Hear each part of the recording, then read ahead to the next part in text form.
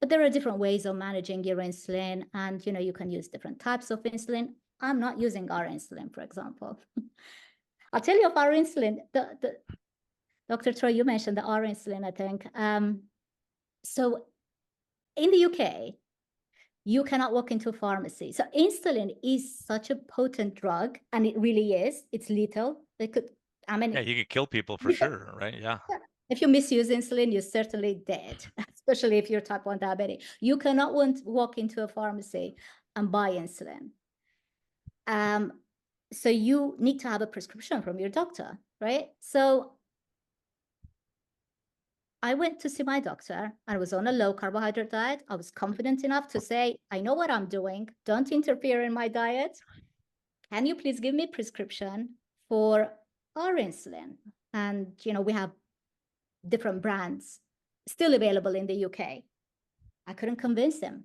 He wasn't convinced. He said, look, because all our supplies are covered by the NHS, our National Health Service.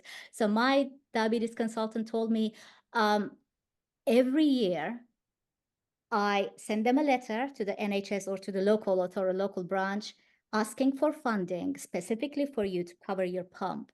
And this is how much it costs them. This is how much it costs them to cover, your Dexcom, for which I'm grateful. He said, there's no way I can now write a prescription for a different kind of insulin because it's not going to go in your pump. We're already spending so much money on you. This is just something crazy. And you're doing a good job. He said, I can't see a problem in your blood sugars. I cannot justify writing you on top of everything that we're already giving you, on top of it all, to give you our insulin. I begged him.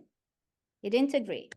So at the beginning almost a year ago, we came to Toronto. I'm in Toronto right now, just about to leave in a couple of weeks' time, coming your way coming to New York, Toronto. But here in Toronto, you got to visit that. Definitely. We'll talk about that. But yeah, so here in Toronto, you can just walk into the pharmacy and buy any insulin without any questions that you want. I thought, this is great. I'm gonna for now, I'm gonna go and try this our insulin. So I went in and bought our insulin. It had taken me like at least six months, maybe even longer, to work out the exact way to manage my protein, to cover my protein, using the rapid acting insulin that I have in my pump. One type of insulin. So using my pump, I cover my protein really well. I started using our insulin with a syringe. I just couldn't get it right. That still needs experimentation. So I went to Dr. Bernstein's book, and I have a Kindle version. I have the actual book. So I talked to Alison Hershey, and everyone is saying something else, so trial and error. I thought, you know what? To go through a period of trial and error, what am I going to benefit? I already did all that trial and error using my pump to cover my protein. So I don't really need that. It's still sitting in the fridge. I gave up on it. The point is, there isn't just one thing that every type 1 can do, and it's going to solve all of their issues. It's like there isn't a formula. It's so funny when people talk about, oh, my carb to insulin to carb ratio. Like, you're kidding me? That's like a theory. It doesn't work in real life.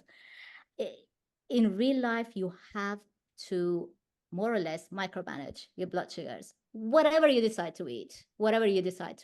And if you have access to different insulins, if that's working for you, brilliant. I know many type 1s actually who use both their pump to give them the basal insulin, and then they use regular insulin to cover the proteins, and it works for them. I decided I'm doing a good job just with my pump. And I'm not the only one, by the way. So there are other people who are pump users, and they don't want manual injections as well. And they're doing a good job. So it's just, I think, my final word would be like, just do what works for you. Yeah. And what gives you the least amount of anxiety. Yeah, that's important because you say, let me try and see. If it doesn't help and it's more difficult, then forget it. Go back to what you're doing. At least now you know that you tried it and you go, okay, it's not making me any better. It might be even making me worse. And I love that we can have that. I mean,